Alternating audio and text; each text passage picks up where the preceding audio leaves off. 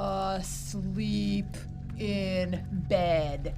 Total loser? Or totally lying? That, Agatha, perfectly sums up this show. Those saying that this is amazing television? Liar! Caroline Sadie of Episodic Medium, whatever the fuck that is, says Agatha all along ultimately belongs less to the live-action superhero canon than it does to the witch one. A proud tradition that includes everything from the Wizard of Oz to the Witches of Eastwick. How dare you compare Agatha all along to the Wizard of Oz? How dare you, sir?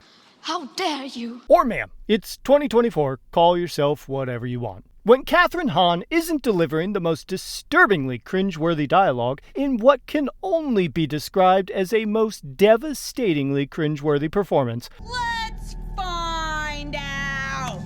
The show is lame. It's boring. I made it through the first half of the episode and it was painful. Agatha is still stuck in Wanda's spell, thinking she's a detective solving a murder. Got a case only you can solve. Direct quote. It hurts to watch, and this isn't the cheesy, over-the-top style of early WandaVision episodes that pretty much everybody agreed were pretty good. This can't be what the cast and crew were going for. Well, thanks a bunch for your help, Dottie. You've been an absolute angel. Incidentally, where were you last night between the hours of 1 and 3 a.m.? I guess I could run the book title. Early in the episode, they decide to go with the trope of the FBI agent showing up and taking over the investigation. And who plays the FBI agent, you may ask? Yeah, probably not. But I'm going to tell you anyway. It's none other than Aubrey Plaza.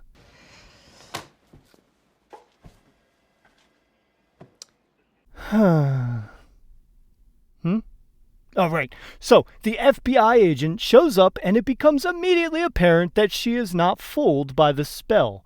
Cut to that night and Aubrey Plaza... Did you know that it is a universally acknowledged truth that a lady cop cannot be good at her job and have a healthy personal life at the same time? shows up with pizza. Pizza.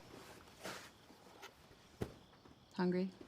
After a blink and you miss it conversation, don't worry if you blink, it doesn't matter, Agatha hears a noise upstairs. In what can only be described as a scene so dark you cannot see a goddamn thing, Agatha finds a teen has broken into her house. Hey! What are you doing? And she chases him through the streets. Or at least that's what I think I was watching. Police! Hey! Hey!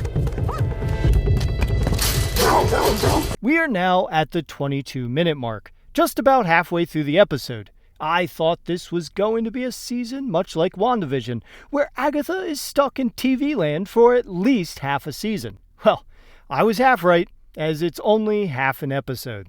During the interrogation, the teen breaks the spell momentarily, and Agatha is able to see, at least partially, the world for what it really is. What do you know about this? Nothing. These are just flowers. What? 2 minutes of runtime later, Aubrey Plaza Good. appears and breaks the spell for good. You know her name. So what's yours?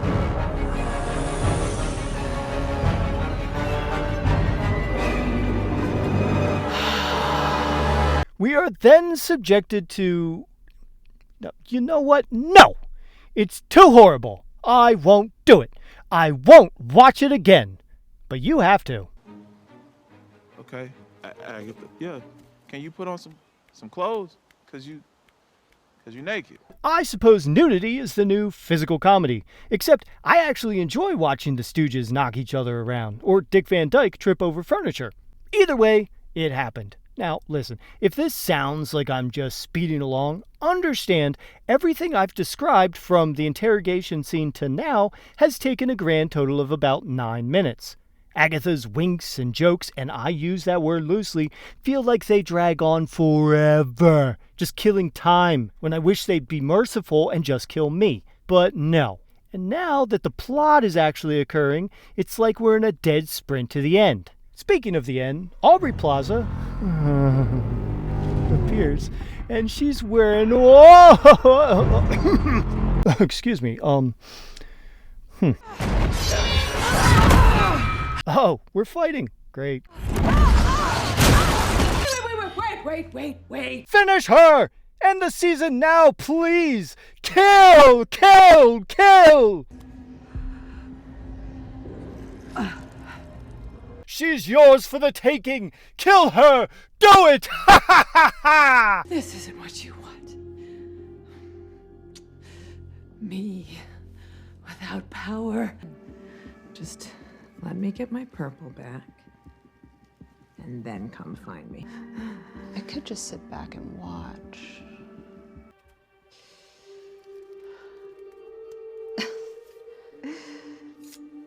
Okay, Agatha. You have got to be shitting me! I had to show it. I had to. Nobody would believe me if I told them, oh yeah, she had Agatha dead to rights, but doesn't go through with it because Agatha points out that she can watch some other undetermined person do it at a later undetermined time. Maybe. And just like that, episode 1 is done. 37 agonizing minutes. Must be the season of the witch.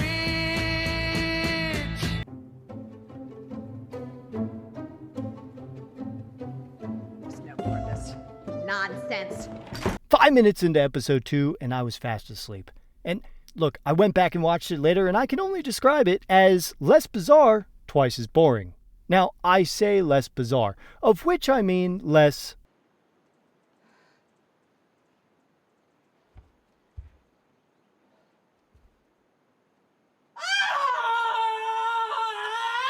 Don't get me wrong, there is still plenty of this pseudo-comedy, let's call it. You know, cheap gags. Wherever you are, a coven there shall be. That's beautiful. No, it's definitely not.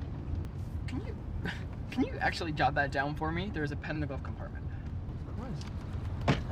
Yeah, perfect. Okay. Right. Oh, did you want me to take that? You know, it's.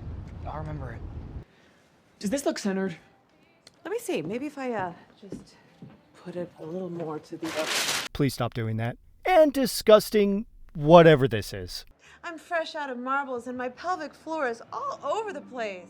At least, I think it's disgusting. I'm not sure what it means, but it sounds gross. Sisterhood of the Traveling Kegels? No? This episode is all about Agatha and her child slave? Nonsense. Gathering a coven so that they can enter the road. Now, you may be asking yourself, what is the road? I have no idea. What I can tell you is that there's a song about it, and in order to get there, you have to sing it. Down, down, down the road, down the witch's road. Seekest thou the road to all that's foul and fair? For about 4 minutes. 4 very painful minutes. Primal night, give it sight, familiar by thy side. Down, down, down, down, down the witches, down the witches, down the witches, down. As for the coven, Agatha, of course, is the leader. Though currently powerless, she does have first-hand knowledge of the road. Then, of course, there's the teenager, as nameless as he is powerless. Who are you?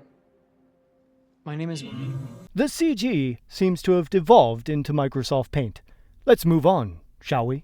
In addition, they need to gather 4 witches for their video game quest, each with a different set of skills. First up is the clairvoyant.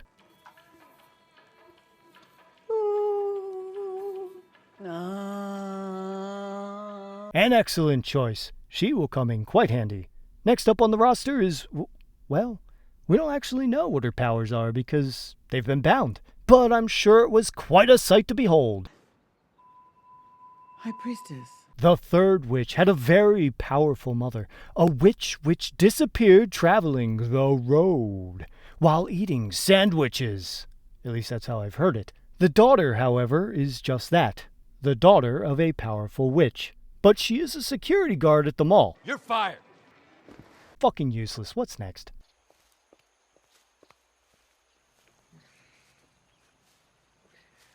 Yoo-hoo. For Christ's sake, there's one fucking witch in this goddamn witches' coven? What kind of stupid... Breathe. Breathe.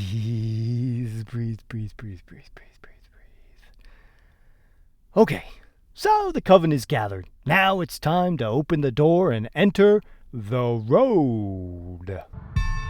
No, thank you. Not again. Let's just finish this fucking thing, shall we? While the witches are all kumbaya-ing in the basement, the Nazgul attack the child, whose backstory is hidden from us, by just muting him whenever he talks about it. Where are you from? Me? Originally, I mean, I was born in...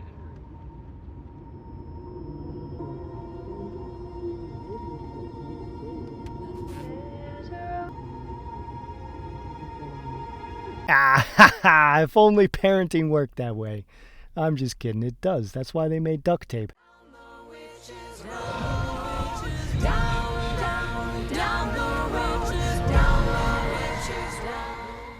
As any good terrified teenager would, while being attacked by cloaked demon witches in the night, he decides to take a breather.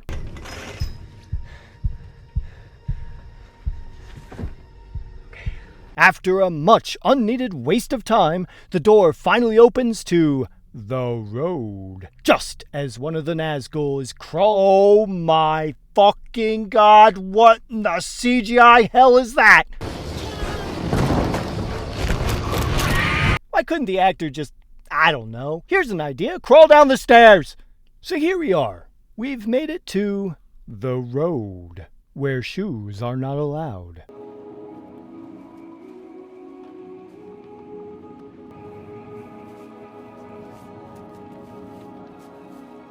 You know, because the show hasn't been weird enough. Hey, you know who wasn't in this episode? Aubrey Plaza. Do you guys remember when she was indie and weird and fun? What happened to that girl that used to adorn my YouTube short feed with her bizarre interviews and sound bites? My mother has all my baby teeth in her underwear drawer. Since I never like to point out the bad without also pointing out the good, I will now, in the name of fairness, cover the things that I thought worked. There were leaves on the ground. And with that, I say goodnight.